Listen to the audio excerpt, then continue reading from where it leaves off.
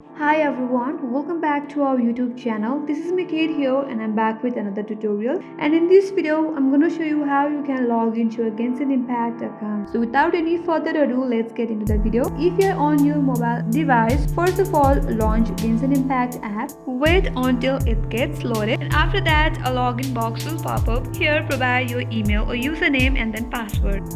Once you're all done with that, simply tap on login, or if you have forgot your password, you can also recover your password by tapping on forgot password, or else if you don't have any account, you can also register as well by tapping on register now. Since we have an account and we have already provided our email and our password, we are good to go with login. So tap on login. Once you tap on login, you will get a service privacy and policy. Tap on there and again tap on accept. Once you tap on accept, you will be asked to select a server. So select a server. Once you're done with that, again tap on confirm, and now you are ready to begin your game. Tap on the screen and you are good to go and play a game. That's all for today. I hope this video helped you, and if you are new to our channel, subscribe, like and hit the notification bell icon. We will highly appreciate that. Thank you for watching till the end. I will see you on next video.